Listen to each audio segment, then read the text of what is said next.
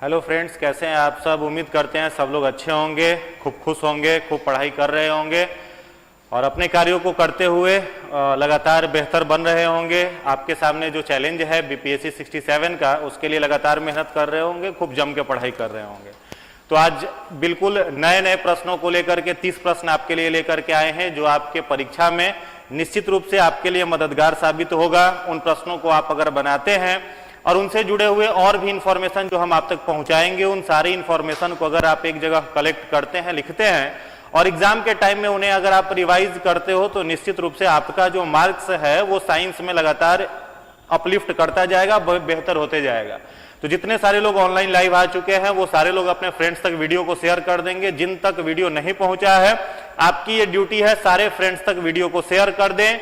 Channel पर अगर नए हैं तो सब्सक्राइब कर दीजिए और अधिकांश लोगों तक, जो भी आपके फ्रेंड सर्किल के हैं, जो अलग अलग जो जीएस बेस्ड कॉम्पिटिटिव एग्जाम है उसकी तैयारी कर रहे हैं, उन सारे लोगों तक वीडियो को शेयर कर दीजिए। एक बार देखते हैं कौन कौन लोग जुड़ चुके हैं। सभी लोगों को गुड इवनिंग, सभी लोगों को गुड इवनिंग। प्रैक्टिस के लिए आप लोग घटना चक्र का बुक फॉलो कर सकते हैं, उसमें जो प्रीवियस ईयर क्वेश्चन का कलेक्शन है वो बढ़िया दिया हुआ है। सारे लोगों को गुड इवनिंग, राम राम, जय श्री राम, जय Shri Krishna, good evening, good evening, good evening. चलिए अब शुरू करते हैं आज का क्वेश्चन। गुड इवनिंग का सिलसिला यहीं पर रोकते हैं।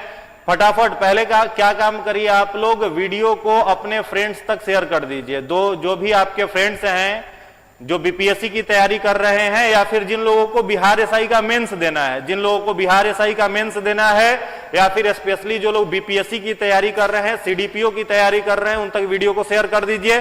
पहले हम चाहते हैं कि कम से कम 200 लोग जुड़ जाएं, उसके बाद हम आज का वीडियो शुरू करते हैं, ताकि किसी का कोई प्रश्न जो हो स्किप ना हो, छूटे नहीं। तो एक बार फटाफट शेयर कर दीजिए। प्रश्न शुरू करते हैं आज का। सर मैंने कर दिया, वेरी गुड। शुभम खातून कह रहे हैं, सबनम खातून कह रहे हैं मैंने कर दिया, वेरी गुड, बहुत बहुत धन्यवाद आपका। चलिए शुरू करते हैं। आज का पहला क्वेश्चन जो आपके लिए है वो है, ध्यान से पहले पढ़ेंगे प्रश्नों को, पहले खूब आराम से ध्यान से पूरा मन लगा करके पढ़िए और आराम से उत्तर दीजिए। पहला प्रश्न आज का है, हीमोफीलिया एक अनुवांशिक रोग है जिसका वहन कौन करता है। वहन करने का मतलब यहां पर यह है, एक पीढ़ी से दूसरी पीढ़ी में हीमोफीलिया नामक रोग को ले जाने वाला फैक्टर कौन सा है। ऑप्शन ए है स्त्रियां करती हैं। प्रकट भी स्त्रियों में ही होता है। प्रकट का मतलब यहां पर किसको प्रभावी करता है, ठीक है। तो स्त्रियां वहन भी करती हैं, प्रकट भी स्त्रियों में होता है। स्त्रियां वहन करती हैं जो पुरुषों में प्रकट होता है। ऑप्शन सी है पुरुष करते हैं और प्रकट स्त्रियों में होता है। ऑप्शन डी है पुरुष उसका वहन करते हैं, प्रकट पुरुषों में होता है। और ऑप्शन ई है उपरोक्त में से कोई नहीं, उपरोक्त में से एक से अधिक। फटाफट कमेंट करके आंसर दीजिए। बी लगातार आंसर आ रहा है, लगातार आंसर बी आना शुरू हो गया है। सर मैं भी कर दिया, थैंक यू। जितने सारे लोग लाइक कर दिए, जितने सारे लोग शेयर कर दिए, उन लोगों को स्पेशली थैंक्स। चलिए अब प्रश्न देखते हैं। हीमोफीलिया देखो एक जेनेटिकल डिसऑर्डर है, और इस हीमोफीलिया रोग में क्या होता है, ब्लड क्लॉटिंग जो है वो डिले होने लगता है। डिले ब्लड क्लॉटिंग को हम लोग कहते हैं हीमोफीलिया। डिले ब्लड क्लॉटिंग को हम लोग क्या कहते हैं, हीमोफीलिया। अगर हाथ पैर कट जाए तो खून के रक्त का थक्का बनना बंद हो जाता है, उसी बीमारी को कहा जाता है हीमोफीलिया। अब एक विटामिन है जो विटामिन खून का थक्का बनने में मदद करता है, आप सब लोग परिचित हो, इसलिए वो प्रश्न आपसे नहीं पूछते हैं, वो बता देते हैं। विटामिन के जो होता है वो रक्त का थक्का बनने में क्या करता है, मदद करता है। दूसरा प्लास्टिड जो हम लोगों के रक्त में होता है, जिसे हम लोग प्लेटलेट्स कहते हैं, सॉरी प्लेटलेट्स जिसे कहते हैं, यह प्लेटलेट्स भी क्या करता है, ब्लड क्लॉटिंग में हेल्प करता है। और प्लेटलेट्स के अंदर कौन सा प्रोटीन होता है, प्रोथ्रोम्बिन नामक प्रोटीन होता है, जो कि ब्लड क्लॉटिंग में हेल्प करता है, ठीक है।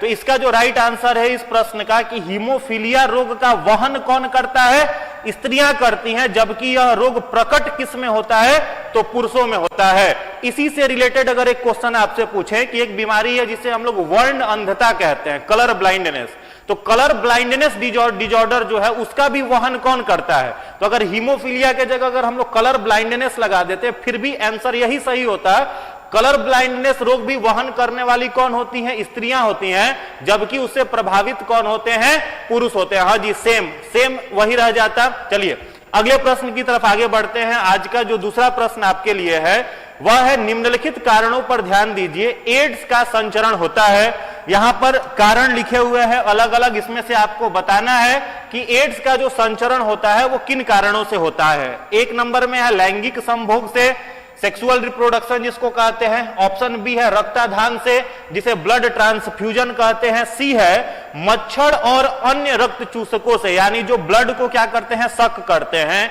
या फिर प्लासेंटा के संपर्क में आने से। इसमें से आपको यहां पर दिया हुआ है code. Option A 1 2 3, option B 1 2 और 4, ऑप्शन सी है 1 3 और 4, और ऑप्शन डी है 1 और 3। फटाफट टिक कर करके आंसर बताइए। Very good very good. ई कुछ लोग कह रहे हैं, कुछ लोग बी कह रहे हैं। ई और बी में कंफ्यूजन है। बहुत सारे लोग, कुछ लोग ए भी कह रहे हैं, कुछ लोग ए भी कह रहे हैं। देखो आप आंसर दे रहे हैं तो प्रयास करिए टाइप करके उत्तर देने का। आंसर को टाइप कर करके अगर आप भेजते हैं तो चीजें आपको याद हो जाती है। तो देखो यहां पर जो लिखा हुआ है एड्स, सबसे पहले तो हम लोग ये जान लेते हैं कि एड्स कैसा डिजीज है। तो दो प्रकार के डिजीज होते हैं। एक डिजीज होता है कॉन्जेनाइटल, जिसे जन्मजात रोग कहते हैं, जो जन्म के साथ किसी बच्चे में दिखाई दे। और दूसरा रोग होता है एक्वायर्ड डिजीज, जो जन्म के बाद किसी में होता है, उसे हम लोग उपार्जित रोग कहते हैं। अब यहां पर जो एड्स लिखा हुआ है, इस एड्स का पूरा नाम है acquired immuno deficiency syndrome. Deficiency syndrome, acquired immuno deficiency syndrome, यह एड्स का फुल फॉर्म हो गया। अब यह एड्स जो है यह क्या काम करता है, ध्यान से समझना। एक्वायर्ड का मतलब होता है जन्म के बाद होने वाली बीमारी। यहां पर इम्यून जो वर्ड लिखा हुआ है, इसका सीधा सीधा मतलब है WBC। हम लोगों के बॉडी में जो WBC है वही हम लोगों के इम्यून को बूस्ट करता है।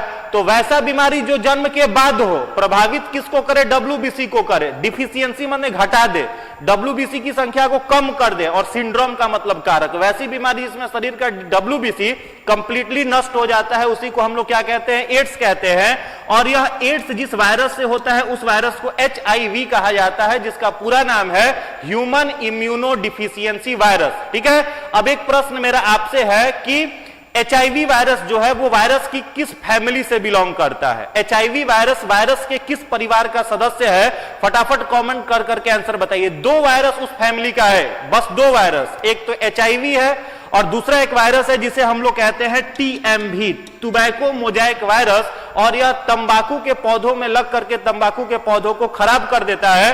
तो TMV और HIV में इसका जो है राइट आंसर छुपा हुआ है।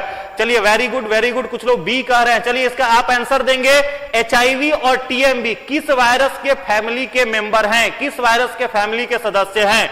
तो चलो ये आप याद कर लोगे। HIV और TMV जो है यह दोनों रेट्रो वायरस फैमिली के मेंबर हैं। किस वायरस के? तो रेट्रो वायरस याद रखना है, बहुत ही खतरनाक वायरस का फैमिली है, जिस वायरस के फैमिली का जेनेटिक मटेरियल क्या होता है, RNA। कई बार रिपीटेड क्वेश्चन है, RNA जो है किस वायरस के फैमिली का जेनेटिक मटेरियल है, तो आपको याद रखना है RNA जो है वो रेट्रो वायरस फैमिली के वायरस का जेनेटिक मटेरियल है। और रेट्रो वायरस फैमिली के 2 वायरस हैं, एक है HIV और दूसरा वायरस है TMV। ठीक है। तो एड्स कैसे होता है, तो ये ऑप्शन तो आप सब लोग जान रहे हो, लैंगिक जनन से, असुरक्षित लैंगिक जनन से यह बीमारी हो सकती है। रक्ताधान से, अगर किसी में संक्रमित रक्त चढ़ा दिया तो हो सकता है। सी है मच्छर और अन्य रक्त चूसकों से, तो ये आंसर गलत है, 3 नहीं होगा।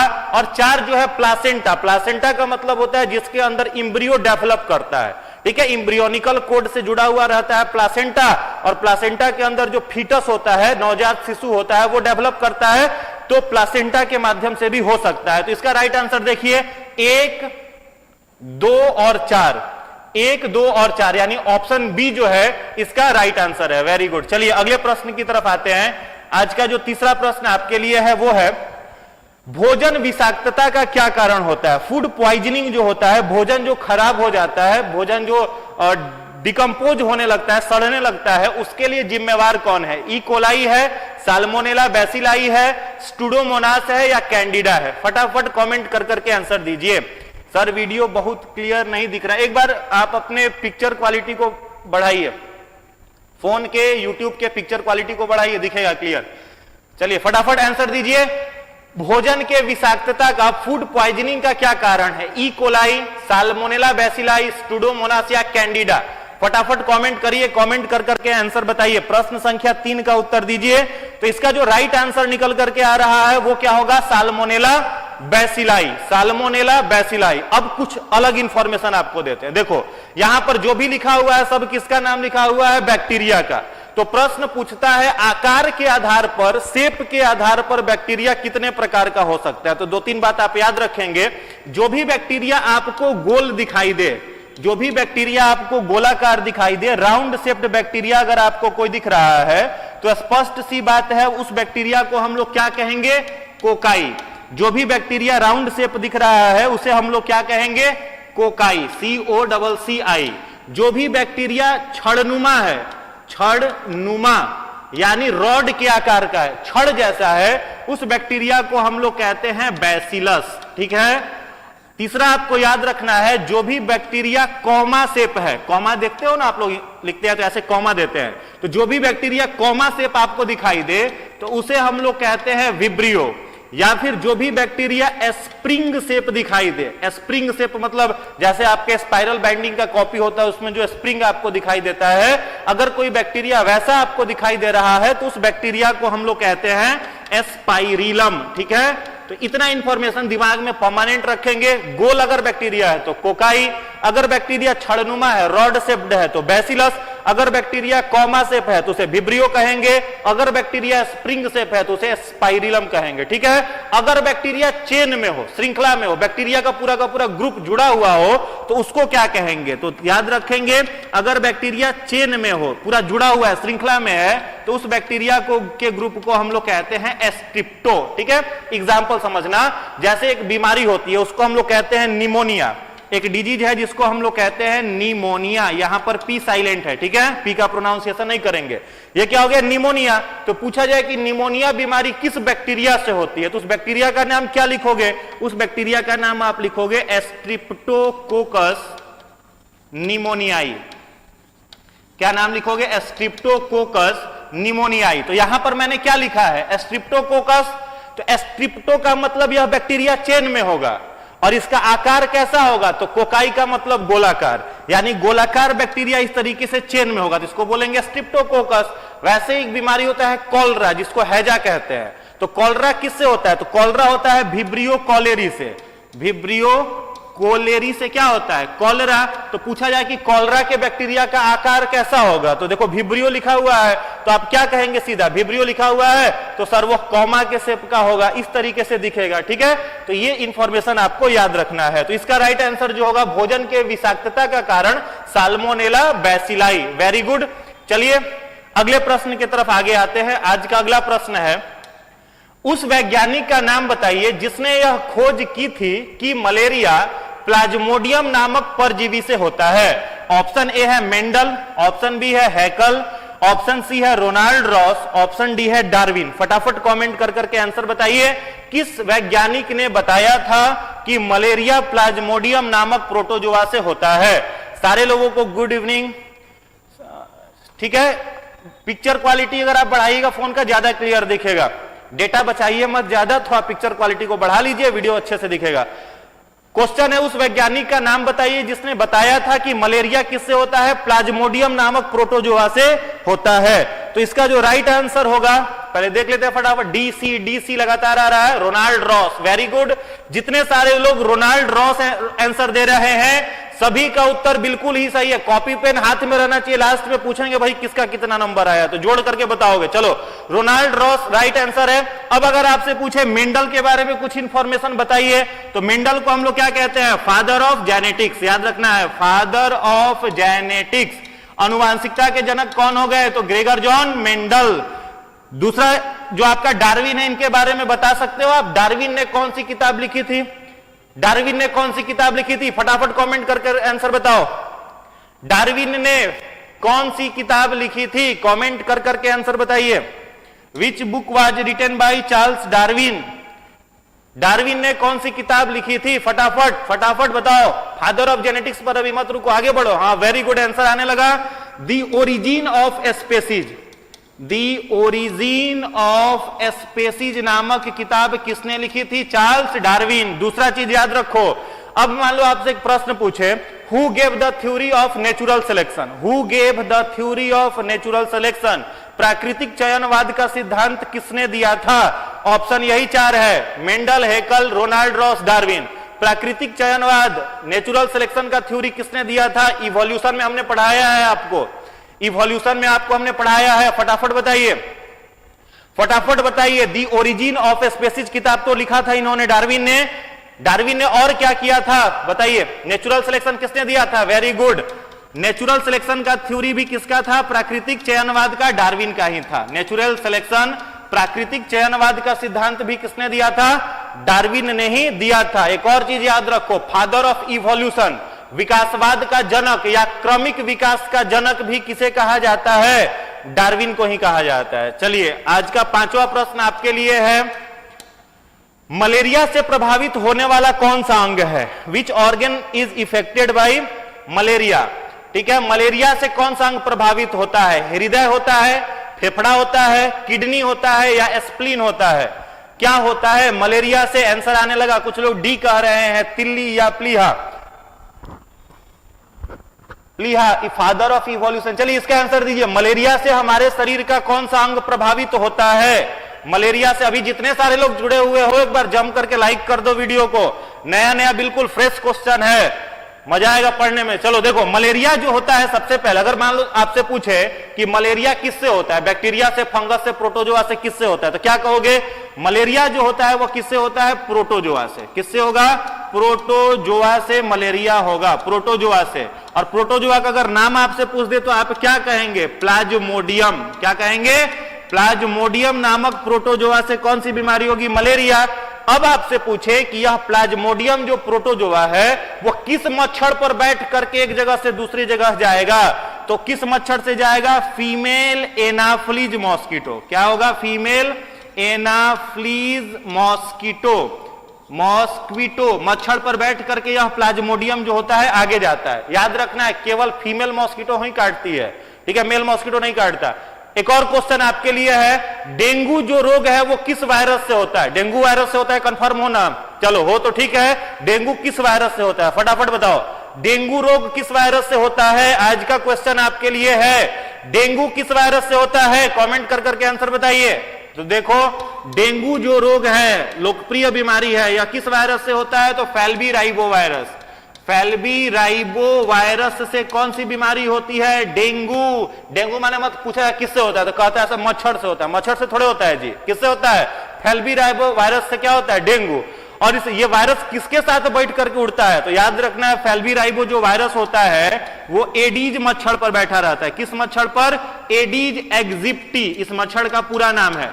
एडीज एग्जिप्टी मच्छर पर बैठ करके फैल्बी राइबो वायरस उड़ता है, और जिसको मच्छर काट लिया उसको हो जाता है डेंगू। और डेंगू रोग में ब्लड का क्या घटने लगता है? तो प्लेटलेट्स। ठीक है, वेरी गुड। चलिए, तो इसका जो राइट आंसर क्या हो जाएगा? कौन मलेरिया से प्रभावित होने वाला अंग कौन सा है?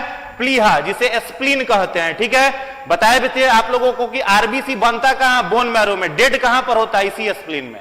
आरबीसी 120 दिनों के बाद जो उसकी जीवन अवधि खत्म होती है तो वो जाकर के मर कहां पर जाता है? तो इसी प्लीहा में, स्प्लीन में डेड हो जाता है। चलिए, अगला प्रश्न है आपके लिए, मस्तिष्क तथा मेरुरज्जु, मेरुरज्जु को हम लोग कहते हैं स्पाइनल कॉर्ड, मेरुरज्जु को हम लोग कहते हैं स्पाइनल कॉर्ड। ठीक है, तो मस्तिष्क और स्पाइनल कॉर्ड पर चढ़ी हुई झिल्ली में अगर सूजन आ जाए तो व्यक्ति कौन सी बीमारी से प्रभावित होता है? चलिए फटाफट आंसर बताइए, कमेंट करिए, आंसर बताइए, फटाफट आंसर बताइए। मस्तिष्क तथा मेरुरज्जु पर चढ़ी झिल्ली में सूजन आ जाने पर कौन सा रोग होता है? ल्यूकेमिया, पैरालिसिस, स्क्लेरोसिस और मेनिंजाइटिस। चलिए, डी डी डी लगातार डी आने लगा। Very good, very good. जितने सारे लोग डी आंसर दे रहे हैं सभी का उत्तर बिल्कुल ही सही है। हाँ, नीट के लिए भी कुछ कुछ प्रश्न इसमें से इंपॉर्टेंट हो सकता है, सारे प्रश्न नहीं। नीट के लिए कुछ प्रश्न इसमें से इंपॉर्टेंट है, सभी नहीं। अगर आप देखते हो तो ये वीडियो आपके लिए भी फ्रूटफुल है, कोई दिक्कत नहीं है। चलिए फटाफट कमेंट करिए।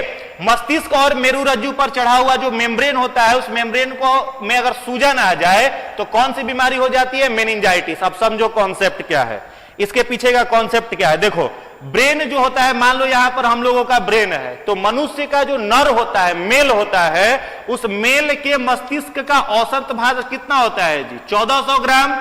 और फीमेल जो होती है उसके मस्तिष्क का औसतन भार कितना होता है? 1350 ग्राम। अभी मत दिमाग लगाना कि 50 ग्राम बुद्धि कम है, ठीक है।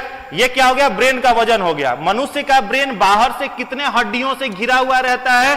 तो 8 हड्डियों के एक बक्से के अंदर बंद रहता है। बाहर से 8 हड्डियां होती है और उस 8 हड्डियों के अंदर क्या पाया जाता है? हमारा आपका ब्रेन पाया जाता है। और इन हड्डियों को क्या कहते हैं? तो इस हड्डियों को कहते हैं क्रैनियम। क्या कहते हैं? क्रैनियम, ठीक है। तो ये बाहर से मान लो 8 हड्डियां हैं, तो इस हड्डियों के ग्रुप को क्या कहेंगे? क्रैनियम। अब इस ब्रेन और क्रैनियम के बीच में ध्यान से समझिएगा, इस ब्रेन और क्रैनियम के बीच में 3 अलग अलग परत पाया जाता है, 3 अलग अलग मेम्ब्रेन पाया जाता है, जिसमें सबसे बाहरी मेम्ब्रेन को हम लोग ड्यूरामेटर कहते हैं। क्या कहते हैं? ड्यूरामेटर। हिंदी इंग्लिश नाम एक ही है, ड्यूरामेटर कहेंगे। बीच वाले परत को हम लोग आर्किनॉइड कहेंगे, ठीक है। और सबसे अंदर वाला जो मेम्ब्रेन है इसको कहते हैं पियामेटर, ठीक है। और इन तीनों के बीच में एक लिक्विड पाया जाता है जिसे कहते हैं सेरिब्रोस्पाइनल फ्लूइड। अब एक वायरस है, पूछा जाए आपसे मेनिंजाइटिस रोग किस वायरस से होता है? तो वायरस का नाम है इंटेरो वायरस। वायरस का नाम क्या है? Intero virus. यह इंटेरो वायरस जब इन झिल्लियों को, इन तीन जो झिल्ली देख रहे हो, इनको संक्रमित कर देता है, तो इसी बीमारी को क्या कहते हैं हम लोग? मेनिंजाइटिस कहते हैं। Very good. जितने सारे लोगों ने डी आंसर टिक किया है सभी लोगों का सही है। चलिए अगले प्रश्न पर आते हैं। ये इंफॉर्मेशन याद रखोगे, इंपॉर्टेंट है, पूछता है, कई बार पूछा है। मेनिंजाइटिस रोग किस वायरस से होगा? इंटेरो वायरस से होगा। चलिए अगले प्रश्न की तरफ आते हैं। आज का 7वां प्रश्न है, निम्नलिखित कथनों में से कौन सही है? अच्छे से पढ़िए, उसके बाद उत्तर दीजिए। फटाफट प्रश्न पढ़िए, उसके बाद आंसर दीजिए। निम्नलिखित कथनों में से कौन सही है?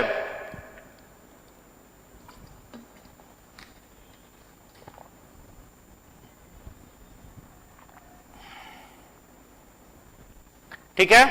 इसमें पहला है, मानव शरीर में फीमर सबसे लंबी हड्डी है। जान रहे हो, सही सही बात है। फीमर बोन कहां पर है? तो थाइज की जो बोन होती है उसको हम लोग फीमर कहते हैं। हैजा जीवाणु के कारण होता है।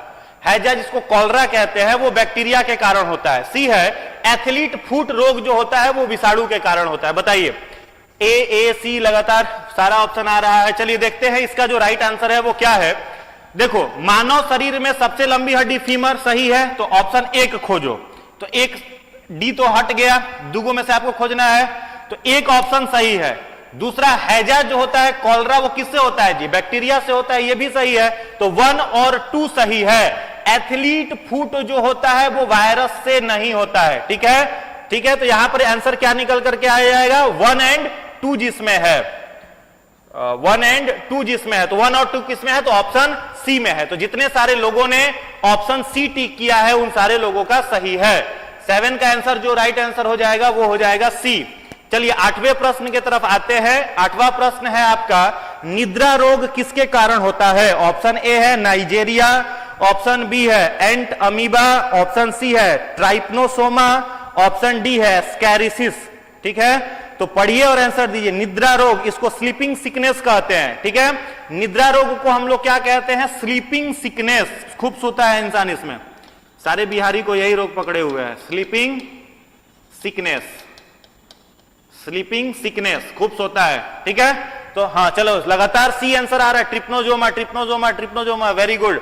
ट्रिप्नोजोमा, ट्रिप्नोजोमा, जितने सारे लोग ट्रिप्नोजोमा कह रहे हैं सभी का आंसर सही है। जितने सारे लोग ट्रिप्नोजोमा कह रहे हैं सभी का आंसर बिल्कुल ही सही है। अब एक और इंफॉर्मेशन देखो, निद्रा रोग एक मक्खी से फैलता है, ठीक है। एक मक्खी है जो कि इस ट्रिप्नोजोमा को एक जगह से दूसरे जगह पर लेकर के जाती है, ट्रांसमिट करती है। उस मक्खी का नाम याद रखोगे, सीसी फ्लाई। मक्खी का क्या नाम है? CC fly. टी यहां पर साइलेंट है, तो सीसी मक्खी जो होती है। वेरी गुड, जितने सारे लोग सीसी फ्लाई लिख रहे हैं सभी का सही। सैंड फ्लाई नहीं, सैंड फ्लाई लिख रहे हो गलत है, सीसी फ्लाई, ठीक है। सीसी मक्खी जो है वो इस ट्रिप्नोजोमा को एक जगह से दूसरे जगह पर लेकर के आती है और लेकर के ट्रांसमिट करती है। अब एक प्रश्न मेरे तरफ से है, एक बीमारी है जिसको हम लोग कहते हैं पायरिया। नाम सुने होंगे सब लोग, मसूड़े में हो जाता है, मुंह से दुर्गंध आता है, स्मेल आता है और ब्लड आता है मसूड़ों से। तो पायरिया जो रोग है वो किससे होता है? ऑप्शन आपके पास यही 4 है, नाइजीरिया, एंट अमीबा, ट्रिप्नोजोमा और एस्कैरिया। इसी में से आपको आंसर देना है। चलिए फटाफट आंसर दीजिए। हाँ, स्लीपिंग सीखने के साथ फीवर भी रहता है, सही है। चलो फटाफट कमेंट कर करके आंसर दीजिए। बिहार में ये मक्खी बहुत दिखती है सर। हाँ, सीसी फ्लाई बिहार में बहुत है। चलो बताओ, फटाफट कमेंट करो। पायरिया रोग किससे होता है? चलो डी नहीं होगा। चलो अमीबा, याद रखना है, एंट अमीबा जो होता है इससे कौन सा रोग होता है? पायरिया। Very good. चलिए अगला प्रश्न है आपके लिए। कुछ लोग वेट करता है, इंतजार करता है कि बाकी के लोग आंसर देना शुरू करें तो उसी को हम फॉलो कर लेंगे, तो ऐसा नहीं करिए। आपको जो आता है वही आप आंसर दीजिए। दूसरे को देख करके कॉपी पेस्ट करोगे तो नहीं सीख पाओगे, ठीक है? अपना आंसर खुद से दो। चलो अगला प्रश्न है, चिकित्सीय भाषा में गोल्डन आवर का संबंध किससे है? चिकित्सीय भाषा में गोल्डन आवर का संबंध किससे है? फटाफट कमेंट करिए। हार्ट अटैक आने लगा, कुछ लोग बी कह रहे हैं। निकिता कुमारी करे सर क्लियर नहीं दिख रहा है। मोबाइल का पिक्चर क्वालिटी बढ़ाइए, दिखेगा। मोबाइल का पिक्चर क्वालिटी बढ़ाइए। आप लोग नेट बचाने के फेर में रहते हैं तो कहां से दिखेगा? चलिए थोड़ा पिक्चर क्वालिटी को जूम करिए, दिखेगा, क्लियर है। चिकित्सीय भाषा में गोल्डन आवर का संबंध किससे है? रक्त के अंतिम चरण से, गर्भ में शिशु के जानकारी से, हृदयाघात से, या वास्तव में बच्चे के जन्म लेने से? तो इसका जो राइट आंसर होगा वो हार्ट अटैक होगा, ठीक है? हार्ट अटैक जिसमें इंसान का विकेट गिर सकता है, उस रोग में जब व्यक्ति जाता है और हार्ट अटैक आता है तो उसमें जितना देर वो जिंदा रहता है उसको गोल्डन आवर कहा जाता है। Very good. चलो तो इसका जो आंसर होगा वो सी होगा। आज का जो 10वां प्रश्न आपके लिए है, तीव्रता एवं प्रयुक्तता के आधार पर निम्न में से कौन सा कैंसर, कर्क रोग मतलब कैंसर, कर्क रोग उत्पन्न कर सकता है तथा उसका उपचार भी करता है? तंबाकू, अल्कोहल, आयनिक किरण, पैराबैंगनी किरण? फटाफट कमेंट करिए और उत्तर बताइए। फटाफट क्वेश्चन नंबर 10 का उत्तर बताइए। सर जी सी को लॉक करके चाबी फेंक दी। Very good. चलो इसका राइट आंसर जो है वो सी है, ठीक है? C is the right answer of this question. इस प्रश्न का सही उत्तर जो है वो सी है। Very good. जितने सारे लोगों ने सी आंसर दिया है सभी का सही है। आयनिक किरण जो होता है उसके आधार पर कैंसर जो किसी को उत्पन्न भी हो जाता है और कैंसर ठीक करने के लिए भी इसका उपयोग किया जाता है उपचार में। Very good. चलिए अगला प्रश्न है, 11 नंबर क्वेश्चन है। इंद्र है, इंद्र भगवान का नाम है, तो ये मत सोच लेना कि वर्षा कराने वाले देवता इंद्र है। प्राचीन इतिहास में आप लोग पढ़े होंगे। इसका आंसर दीजिए। इंद्र है, इंद्र है। फटाफट कमेंट करिए, इंद्र क्या है? वर्षा के देवता यहां पर नहीं। इंद्र क्या है? इंद्र क्या है बताइए। ए डी कुछ लोग रडार कह रहे हैं, कुछ लोग कुछ और कह रहे हैं। फटाफट बताओ इंद्र क्या है? प्रक्षेपास्त्र है या चालक रहित? भी चालक रहित समझ रहे हो? ड्राइवरलेस, जिसमें ड्राइवर नहीं है। रडार है या टैंक है? चलिए देखते हैं। सी लगातार आने लगा। रडार। Very good. जितने सारे लोग रडार कह रहे हैं सभी का उत्तर सही है। इंद्र क्या है? एक रडार है। फिगर हमको लगता है कि टेक्निकल टीम वाले लोग डाले होंगे। देखो यही इंद्र है। ये क्या है? इंद्र है, एक रडार है और रडार से हम लोग लेते हैं फ्रीक्वेंसी को देखते हैं। चलिए वेरी गुड। चलिए अगला प्रश्न आपके लिए है। इंद्र एक रडार है। चलिए अगला प्रश्न है, इलेक्ट्रॉन के खोजकर्ता कौन है? बिल्कुल बच्चा वाला प्रश्न है। इलेक्ट्रॉन के खोजकर्ता कौन है? बताओ इलेक्ट्रॉन के खोजकर्ता कौन है? फटाफट बताइए। J Thomson, James Watt, Galileo या रदरफोर्ड? इलेक्ट्रॉन के खोजकर्ता डीआरडीओ ने बनाया। वेरी सही है। चलिए बताइए। ए लगातार आंसर आने लगा। ए सरजी थॉमसन। वेरी गुड है, अच्छी बात है। 12 नंबर जो क्वेश्चन है, इलेक्ट्रॉन के खोजकर्ता कौन है, तो इसका राइट आंसर जो होगा वो हो जाएगा जे थॉमसन। जे थॉमसन, ठीक है? तो जे थॉमसन ने किस चीज का खोज किया था? इलेक्ट्रॉन का। एक सूचना है आप सभी के लिए, ध्यान देंगे। एक नोटिस है, ध्यान दीजिए। सुबह में मॉडर्न वाली जो क्लास होती है उसमें हम लोग लॉर्ड हेस्टिंग्स से पहले तक का करेंगे, यानी वारेन हेस्टिंग्स से लेकर के लॉर्ड हेस्टिंग्स तक, वारेन हेस्टिंग्स तक लास्ट जो किया है उससे लॉर्ड हेस्टिंग्स के पहले तक करेंगे, यानी मिनटों तक करेंगे। और ये जो गवर्नर जनरल की क्लास होते होते आपका पूरा मॉडर्न इंडिया कंप्लीट हो जाएगा। जो लोग भी क्रैश कोर्स कर रहे हैं तो 10 से 12 क्लास में पूरा का पूरा डेप्थ में आप कंप्लीट कर लेंगे। तो इसीलिए कल की क्लास के लिए, कल जो सुबह में जो हम लोग सेशन करेंगे तो उसमें आगे जो कॉर्नवालिस, वेलेजली, बार्लो और मिंटो, इतना तक सेक्शन चलेगा। और क्वेश्चन वाइज जो सेशन मैंने शुरू किया है, तो एक भी क्वेश्चन 67वीं में नहीं छूटेगी। तो 1 घंटा अगर पर डे आप टाइम देते हैं तो 10-12 दिन में मॉडर्न इंडिया खत्म हो जाएगा, 10-12 घंटे में कंप्लीट हो जाएगी। चलिए ठीक है, साइंस को एंजॉय कीजिए। चलिए यहां पर फोकस करिए, और जब आपका क्विज लिया जाता है तो जैसे सर ने सिलेबस बता दिया तो पूरा पढ़ करके आइए, और सर के क्वेश्चन में एकदम 100 आउट ऑफ 100 जो भी नंबर आता है पूरा लेकर के आओ, ठीक है। खूब एंजॉय करिए, खूब मन से पढ़ाई करिए। चलिए देखते हैं इस प्रश्न का उत्तर जो है वो क्या हो जाएगा। जे थॉमसन, एक प्रश्न हमने आपसे पूछा था, न्यूक्लियस की खोज किसने की थी, जिसको हिंदी में नाभिक कहेंगे। नाभिक की खोज किसने की थी, बताइए। नाभिक की खोज किसने की थी, न्यूक्लियस की खोज किसने की थी, न्यूक्लियस की खोज किसने की थी। फटाफट कमेंट करो और आंसर बताओ, न्यूक्लियस की खोज किसने की थी। बस इसी में से एक प्रश्न थोड़ा सा हमने घुमा दिया है, न्यूक्लियस की खोज किसने की थी। तो अगर आपसे पूछा जाए न्यूक्लियस के बारे में तो क्या बोलेंगे, रदरफोर्ड। न्यूक्लियस की खोज किसने की थी, रदरफोर्ड ने। और इन्हीं रदरफोर्ड ने अल्फा स्कैटरिंग मॉडल भी दिया था। कौन सा मॉडल, अल्फा स्कैटरिंग मॉडल। और इस अल्फा स्कैटरिंग मॉडल में उन्होंने प्लेटियम से अल्फा किरण निकाल करके एक सोने के पतले चादर से पेनिट्रेट कराया था, और उसके बारे में अलग अलग इंफॉर्मेशन दिया था, और न्यूक्लियस का खोज किया था। चलिए अगला प्रश्न आपके लिए है। अगला प्रश्न है, परमाणु के नाभिक का आकार होता है, ठीक है। परमाणु का जो नाभिक होता है, एटम का जो न्यूक्लियस होता है, उसका आकार कितना है। 10 to the power -5 metre, 10 to the power -9, 10 to the power -10, 10 to the power -15 metre. फटाफट कमेंट करिए और आंसर बताइए, फटाफट कमेंट करिए, आंसर बताइए। डी आंसर आने लगा, 10 to the power -15 कह रहे हैं कुछ लोग बी कह रहे हैं, ए बी सी में कंफ्यूजन, कुछ लोग सी भी कह रहे हैं। बताना है, फटाफट बताइए, सारे लोग कमेंट करिए और टाइप कर करके बताइए कि परमाणु के नाभिक का आकार क्या होता है। प्रश्न संख्या 13 का उत्तर क्या होगा।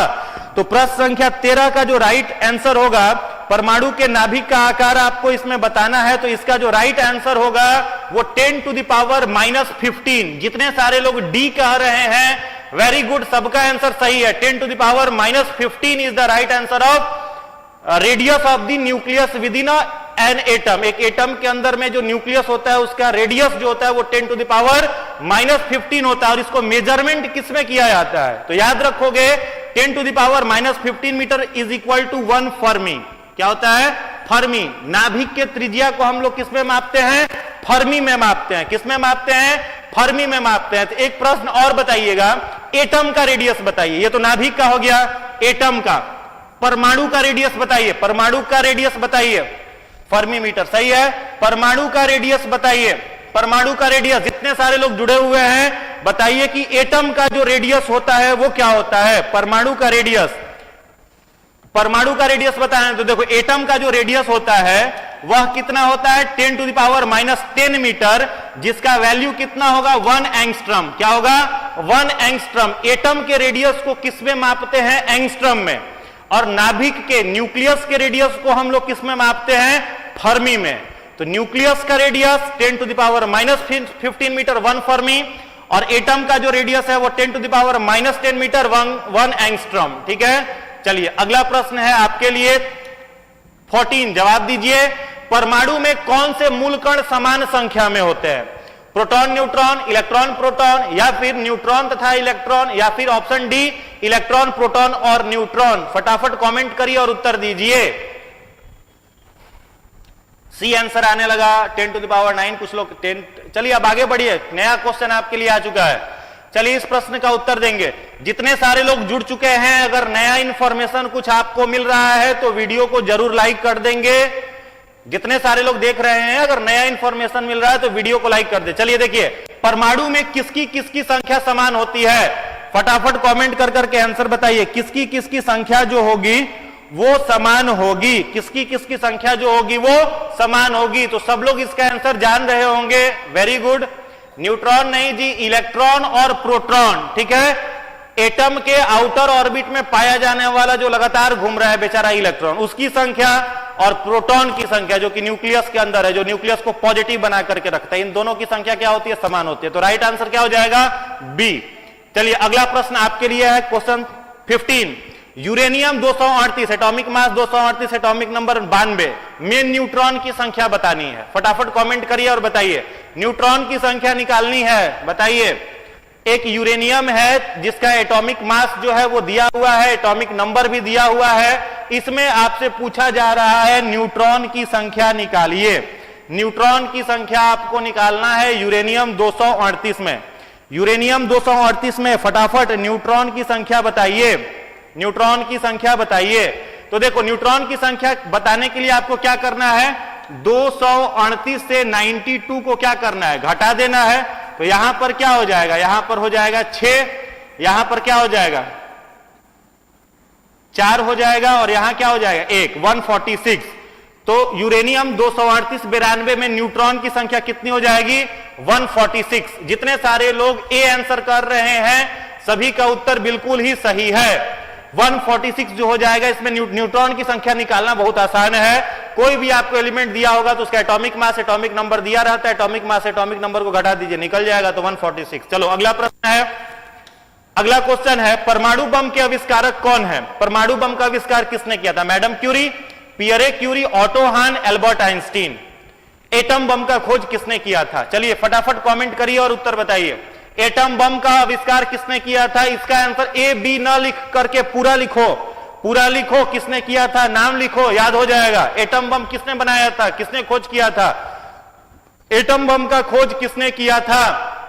सी लिखने से काम नहीं चलेगा, सी लिखने से काम नहीं चलेगा, लिखना होगा, पूरा टाइप करिए तो मजा आएगा। एटम बम जो है उसको बनाने वाले वैज्ञानिक, जितने सारे लोग सी आंसर दे रहे हैं सभी का उत्तर बिल्कुल ही सही है। ऑटो हान ने क्या किया था? न्यूक्लियर परमाणु बम बनाया था, ऑटो हान। चलिए अगला प्रश्न है आपके लिए, जल में तैरना न्यूटन के गति के किस नियम के कारण संभव है? अगर कोई बॉडी वाटर में फ्लोट कर रही है, तैर रही है, तो वो न्यूटन के किस नियम पर आधारित है? प्रथम नियम, जिसे जड़त्व का नियम आप लोग पढ़े होंगे, ठीक है। अगर कोई बॉडी जिस अवस्था में रहती है उसी अवस्था में रहना चाहती है, या फिर द्वितीय नियम है, या फिर न्यूटन का तीसरा नियम है, every action has equal and opposite reaction जिसको कहते हैं, या फिर सभी। न्यूटन के किस नियम पर? आंसर आने लगा सी सी सी, थर्ड थर्ड थर्ड, लगातार आंसर आ रहा है, वेरी गुड। जितने सारे लोग न्यूटन थर्ड लॉ आंसर दे रहे हैं, सी आंसर दे रहे हैं, सभी का उत्तर बिल्कुल ही सही है। पानी में अगर कोई वस्तु तैर रही है तो वो न्यूटन के तीसरे नियम पर आधारित। जैसे आगे आप तैर रहे हो, पानी में तैरना है तो आप किधर बल लगाते हो? आगे के तरफ, और पानी उतना ही बल कहां लगाता है? पीछे के तरफ। यही न्यूटन का है, प्रत्येक क्रिया के विपरीत प्रतिक्रिया बराबर तथा विपरीत दिशा में होती है। Every action has equal and opposite reaction, ठीक है। तो ये न्यूटन का तीसरा नियम है। अगला प्रश्न है आपके लिए 18 नंबर क्वेश्चन, आंसर दीजिए। कमरे में रखे रेफ्रिजरेटर की दरवाजा को अगर खोल दिया जाए तो कमरे का तापमान क्या होगा? घट जाएगा, बढ़ जाएगा, 0 डिग्री हो जाएगा, या अपरिवर्तित रहेगा? फटाफट बताओ। अगर रेफ्रिजरेटर आपके रूम में रखा हुआ है, उसका दरवाजा खोल दिया आपने, तो रूम टेम्परेचर, कई लोग बिहार में बुद्धि लगाएगा, एसी का कमी है तो फ्रीजे खोल देते हैं, ठीक है। फ्रिज को पूरा 2-3 घंटा चला करके फ्रीजे खोल देते हैं, रूम ठंडा आ जाएगा। कूलर तो काम करेगा नहीं इतनी गर्मी में, पंखा का तो औकात ही नहीं है ठंडा करना, तो क्या होगा? फटाफट कमेंट करिए। बी लगातार आंसर आ रहा है, बढ़ जाएगा, कुछ लोग कह रहे हैं घट जाएगा, ठीक है, कुछ लोग कह रहे हैं बढ़ जाएगा, कुछ लोग कह रहे हैं घट जाएगा, ठीक है। तो देखो यहाँ पंखा जब काम ना करे तो रेफ्रिजरेटर भूल करके भी मत खोलना, ही नहीं कि रेफ्रिजरेटर खोल दिया, पता चला रूम का टेम्परेचर और बढ़ेगा, ठीक है। तो जब आप रेफ्रिजरेटर को बंद कमरे में खोल देते हैं तो रूम का तापमान जो होता है वो क्या हो जाता है? बढ़ जाता है। देखो उसमें कंप्रेसर जो होता है रेफ्रिजरेटर के अंदर, वो डोर जब लॉक्ड रहता है, उसका बंद रहता है, तो वो कूलिंग का काम करता है। और जैसे ही उसको ओपन इन्वायरमेंट में अगर आप कर देते हैं तो वो गर्म हवा जो होता है वहां से प्रोड्यूस करना शुरू करता है, जिसके चलते आपका रूम का तापमान जो है वो बढ़ जाएगा। तो इसका आंसर होगा बी। चलिए अगले प्रश्न की तरफ आगे बढ़ते हैं। आज का अगला प्रश्न है, अवश्रव्य तरंगों की आवृत्ति कितनी होती है? Inaudible, the frequency of inaudible waves is 20 hertz से कम, 20 हर्ट्ज से अधिक, 20,000 हर्ट्ज से अधिक, या फिर 20 से 20,000 हर्ट्ज के बीच में? फटाफट कमेंट करिए और आंसर बताइए।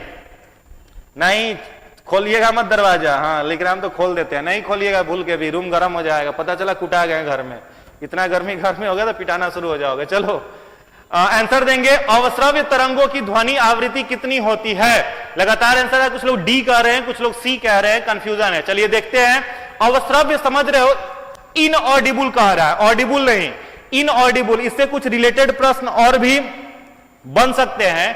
इनऑडिबल जो अब आपसे कहा जा रहा है, तो वैसा ध्वनि जिसको हम लोग सुन नहीं सकते हैं, ठीक है, तो सुन नहीं सकते हैं, तो हम लोग सुन कितना से कितना के बीच में सकते हैं, तो याद रखोगे 20 से 20,000 हर्ट्ज तक जो फ्रीक्वेंसी होती है साउंड की, उसी को हम लोग सुन सकते हैं। अब ना तो 20 से कम सुन पाओगे आप, नहीं 20,000 से अधिक सुन पाओगे, हम लोग इतना के ही बीच में सुनते हैं।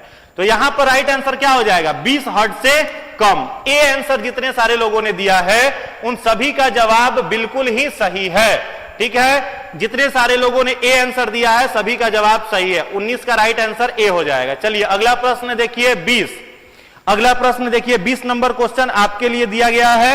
नजदीक आती रेल की सीटी की आवाज बढ़ जाती है, जबकि दूर जाने वाली गाड़ी के लिए यह घटती जाती है। यह घटना उदाहरण है रमन इफेक्ट का, जूल थॉमसन इफेक्ट का, क्रॉम्पटन इफेक्ट का, या डॉल्पर इफेक्ट का, डॉपलर इफेक्ट का। फटाफट कमेंट करिए और आंसर बताइए, कमेंट करिए।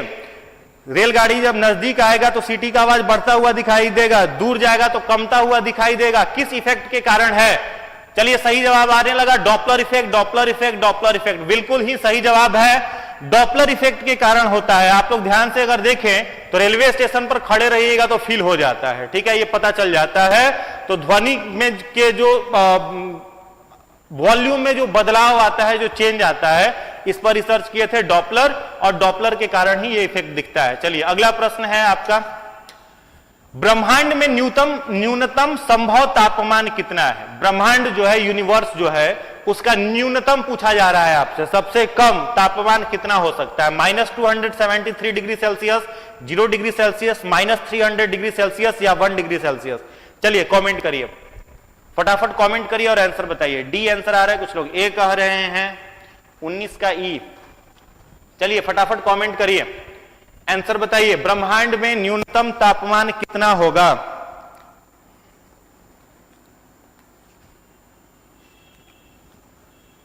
फटाफट कमेंट करिए, कितना होगा? 273, -273। जितने सारे लोग ए कह रहे हैं, ए कह रहे हैं, सभी का जवाब सही है। ए जितने लोग कह रहे हैं सभी का आंसर सही है। चलिए अगला प्रश्न देखते हैं, इंजाइम क्या होते हैं? इंजाइम्स जो होते हैं वे क्या होते हैं? सूक्ष्म जीव होते हैं, प्रोटीन होते हैं, कार्बनिक यौगिक होते हैं, या फफूंद होते हैं? इंजाइम्स क्या होते हैं? इंजाइम्स क्या होते हैं?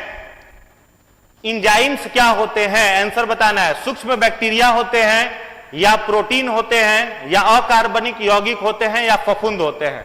तो आप लोग पढ़े होंगे एक definition, all enzymes are protein. जितने भी इंजाइम्स होते हैं सभी क्या होते हैं? प्रोटीन होते हैं, लेकिन सारे के सारे प्रोटीन इंजाइम नहीं होते हैं। तो ये क्या हो जाएगा? इंजाइम्स क्या होते हैं? प्रोटीन। जितने सारे लोग बी आंसर कर रहे हैं सभी का उत्तर सही है। चलिए अगला प्रश्न है, सूची 1 को सूची 2 के साथ मिलाना है और नीचे कूट दिया गया है, उसका प्रयोग करके सही आंसर बताना है। सूची ए है vitamin C anaemia, vitamin A anaemia, C rickets, vitamin B12 scurvy, vitamin D रतौंधी। नीचे ये दिया हुआ है, इससे आपको मैच करना है। चलिए फटाफट ध्यान से पढ़िए और आंसर बताइए, फटाफट कमेंट करिए, पहले पढ़िए क्वेश्चन को ध्यान से और आंसर बताइए। 4123 4123 गौरव पाठक कह रहे हैं 4123। चलिए देखते हैं क्या आंसर होगा इसका। चलिए आंसर बताइए, फटाफट फटाफट आंसर बताइए, मैच करिए और आंसर बताइए, फटाफट मैच करिए, आंसर बताइए। देखो इसका जो राइट आंसर होगा, चलो आगे आंसर देखिए, इसका जो राइट आंसर होगा वो होगा बी। इसका जो राइट आंसर है वो क्या हो जाएगा? सॉरी, इसका जो राइट आंसर है वो क्या हो जाएगा? वो हो जाएगा बी। अब कैसे, वो ध्यान से देखिएगा। देखिए इसमें आपको मैच करना है। विटामिन ए जो है, पहले देखिए ऑप्शन ए, तो ए का क्या दे रहा है? 4। तो विटामिन ए से कौन सा रोग होता है? रतौंधी, जिसको नाइट ब्लाइंडनेस हम लोग कहते हैं। क्या कहते हैं? नाइट ब्लाइंडनेस, रात में दिखाई नहीं देता। उसके बाद है विटामिन B12, तो विटामिन B12 से क्या होता है? एनीमिया नामक रोग होता है, ठीक है। उसके बाद है आपका ऑप्शन सी है विटामिन सी, तो विटामिन सी से कौन सा रोग होता है? स्कर्वी नामक रोग होता है। उसके बाद है आपका नेक्स्ट विटामिन डी, तो विटामिन डी से कौन सा रोग हो जाएगा आपका? तो विटामिन डी से हो जाएगा रिकेट्स। तो जितने सारे लोगों ने बी आंसर, बी कूट टिक किया है, सभी का जवाब सही है। चलिए अगला प्रश्न है, मैच कर, वही सेम है यहां पर, उसी का इंग्लिश है। चलो यहां देखिए, ट्रिटिकम एस्टिवम, ट्राइटिकम एस्टिवम किसका वैज्ञानिक नाम है? गेहूं का, धान का, चावल का या प्याज का? ट्राइटिकम एस्टिवम जो है वो किसका वैज्ञानिक नाम है? ट्राइटिकम एस्टिवम जो है वो किसका वैज्ञानिक नाम है? फटाफट कमेंट करके आंसर बताइए। ट्राइटिकम एस्टिवम जो है वो किसका वैज्ञानिक नाम है? ट्राइटिकम एस्टिवम किसका वैज्ञानिक नाम है? चलो टाइप करके गेहूं बता दिए, वेरी गुड। जितने सारे लोग गेहूं आंसर दे रहे हैं बिल्कुल सही है। ट्राइटिकम एस्टिवम जो है वो किसका नाम है? गेहूं का नाम है। अगर धान का आपसे पूछा जाए तो धान का क्या होता है? बताइए। धान का ओराइजा सेटाइवा। धान का क्या होगा? ओराइजा सेटाइवा धान का होता है, या चावल का आप कह सकते हैं, चावल का होता है। प्याज का जो बोटेनिकल नेम है वो है एलियम सीपा, एलियम सीपा, ठीक है। प्याज का क्या होता है? Allium cepa. चलिए गेहूं का क्या हो जाएगा? ट्राइटिकम एस्टिवम, धान का ओराइजा सेटाइवा, प्याज का एलियम सीपा। अगला प्रश्न है, प्रोकैरियोटिक कोशिका किसमें पाई जाती है? प्रोकैरियोटिक कोशिका किसमें पाई जाती है? बैक्टीरिया में, नीलहरित शैवाल में, जीवाणु और विषाणु, जीवाणु और विषाणु, विषाणु का मतलब हो जाता है वायरस, ठीक है, और ब्रायोफाइट्स। देखो यहां पर आपको याद रखना है, प्रोकैरियोटिक का मतलब होता है वैसी कोशिका जिसमें न्यूक्लियस नहीं है, वैसा सेल जिसमें न्यूक्लियस नहीं है उसे हम लोग कहते हैं प्रोकैरियोटिक। चलिए आंसर दीजिए, फटाफट आंसर दीजिए। कुछ लोग नीलहरित शैवाल कह रहे हैं, कुछ लोग बी कह रहे हैं। चलिए इसका आंसर देखते हैं। इसका जो राइट आंसर है, देखो ध्यान दोगे, बैक्टीरिया तो सीधी सी बात है, बैक्टीरिया आपका क्या होता है? प्रोकैरियोटिक, उसमें कोई केंद्रक, कोई न्यूक्लियस नहीं है। नीलहरित शैवाल, इस नीलहरित शैवाल का दूसरा नाम क्या है? साइनोबैक्टीरिया। इसका जो दूसरा नाम है नीलहरित शैवाल का वो है साइनोबैक्टीरिया। तो साइनोबैक्टीरिया में भी न्यूक्लियस नहीं होता है। तो दो ऑप्शन आ गया। ब्रायोफाइट तो आपका प्लांट्स है, ठीक है, याद रखोगे, प्लांट किंगडम का इकलौता ऐसा फाइलम ब्रायोफाइट है जिसे हम लोग क्या कहते हैं? Amphibian of plant kingdom, amphibian of plant kingdom, इसे कहा जाता है एम्फीबियन ऑफ प्लांट किंगडम, यानी पौधे के जगत का यह क्या है? उभयचर है, एम्फीबियन है, ठीक है। तो एम्फीबियन ऑफ प्लांट किंगडम याद रखोगे, कई बार परीक्षा में यह प्रश्न रिपीट किया है। एम्फीबियन ऑफ प्लांट किंगडम कौन है? तो इसका राइट आंसर क्या हो जाएगा? ब्रायोफाइट, ठीक है। तो प्रश्न आपका जो प्रोकैरियोटिक कोशिका है ये क्या हो जाएगा? इसका राइट आंसर ऑप्शन ई हो जाएगा। चलिए अगले प्रश्न पर आते हैं। 26 नंबर क्वेश्चन है, जैव विकास को सर्वप्रथम किसने समझाया? जैव विकास को सर्वप्रथम किसने समझाया? जैव विकास को बताइए। न्यूटन ने, आइंस्टीन ने, चार्ल्स डार्विन ने या लैमार्क ने? जैव विकास को सर्वप्रथम किसने समझाया? तो दो ऑप्शन तो इसमें से ऐसे ही कट जाएगा, दो ऑप्शन इसमें से ऐसे ही हट जाएगा। न्यूटन आपका हट जाएगा, ये तो बेचारे फिजिक्स के थे। आइंस्टीन भी हट जाएंगे। अब यहां पर जैव विकास आपसे कह रहा है, तो जैव विकास में दो ही वैज्ञानिक आते हैं, एक आपका डार्विन आते हैं और दूसरे लैमार्क आते हैं। लेकिन क्वेश्चन ध्यान से पढ़ो, फादर ऑफ इवोल्यूशन पूछता है, जैव विकास के जनक, तब तो टिक मार देते हम लोग डार्विन। लेकिन सबसे पहले किसने समझाया था? तो सबसे पहले किसने समझाया था? लैमार्क ने, ठीक है। और फिलोसोफी जूलॉजिक एक किताब था जिसका नाम था फिलोसोफी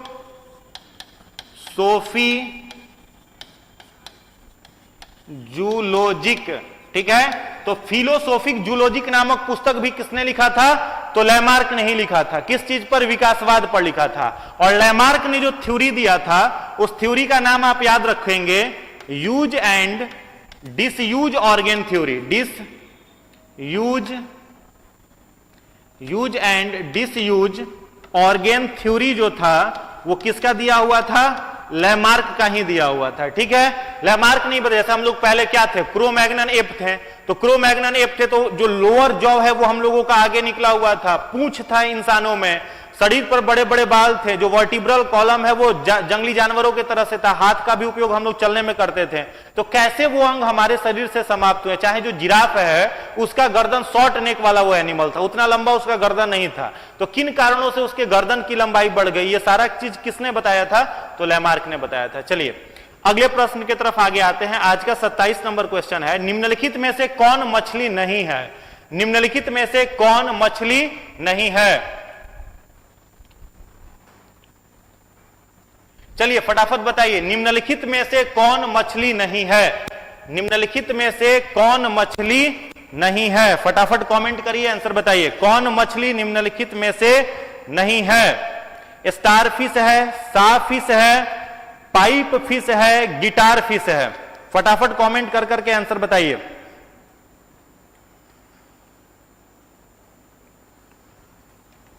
इनमें से कौन मछली नहीं है? देखो फिश लिखा हुआ है तो कंफ्यूज मत होइएगा, फिश लिखा है तो कंफ्यूज, वेरी गुड, सही आंसर आ गया। इसका जो राइट आंसर होगा वो क्या हो जाएगा? Star fish. इनमें स्टार फिश जो है वो मछली नहीं है। चलिए अगला प्रश्न है आपके लिए 28 नंबर क्वेश्चन, निम्न में से कौन सी वास्तविक रूप से मछली है? वो मछली नहीं था और ये वास्तविक मछली है। स्टार फिश, जेली फिश, हैग फिश या सी हॉर्स, समुद्री घोड़ा? चलिए फटाफट कमेंट करिए और आंसर बताइए। फटाफट फटाफट कमेंट करिए, आंसर बताइए। निम्नलिखित में से कौन वास्तविक रूप से मछली है? स्टार फिश, जेली फिश, हैग फिश या सी हॉर्स? या सी हॉर्स, आंसर बताइए। इसका राइट आंसर जो होगा वो क्या होगा बताइए। तो देखो इसका जो राइट आंसर है, कई लोग दिमाग लगाएंगे कि सर यहां तो घोड़ा लिखा हुआ है, चलो वेरी गुड, घोड़ा बना करके दौड़ा दिए, चलो घोड़ा का फिगर ही बना दिए, समझ गए। इसका राइट आंसर क्या होगा? समुद्री घोड़ा। सी हॉर्स जो है वो क्या होता है आपका? मछली का एक प्रजाति है, नाम से कंफ्यूज्ड नहीं होना है। चलिए अगला प्रश्न जो है वह है, निम्नलिखित में से किस जीव का रक्त सफेद होता है? निम्नलिखित में से किस जीव का रक्त सफेद होता है? ऑप्शन ए है छिपकली, ऑप्शन बी है तिलचट्टा, ऑप्शन बी है घरेलू खटमल, ऑप्शन डी है मच्छर। किसका रक्त सफेद होता है बताइए? डी आंसर, कुछ लोग डी कह रहे हैं, ए बी सी। अच्छा पिछले वाला आंसर आप लोग दे रहे हैं अभी तक। चलिए बताइए इसका, चलिए फटाफट आंसर बताइए। कॉकरोच, वाह, फिगर भी आ जाता है, कमेंट करने में फिगर भी आप लोग बना देते हैं, कलाकार आप लोग हैं, अच्छी बात है। देखो चलो इसका जो राइट आंसर वो हो जाएगा वो होगा तिलचट्टा, कॉकरोच। चलो याद रखना है, जैसे हम लोगों का ब्लड कैसा है? रेड कलर का, due to presence of haemoglobin.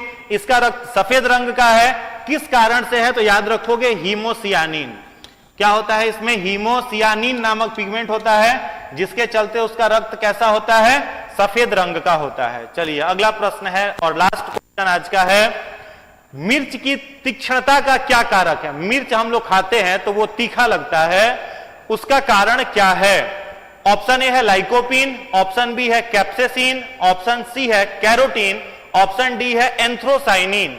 फटाफट कमेंट करिए और आंसर बताइए। मिर्च में तीखापन, मिर्च में तीखापन, चलिए मिर्च में तीखापन किस कारण से होता है? लाइकोपिन के कारण होता है, या कैप्सेसिन के कारण होता है, या कैरोटीन के कारण होता है, या एंथ्रोसाइनिन के कारण होता है? लास्ट क्वेश्चन है, सब लोग आंसर सही दीजिएगा।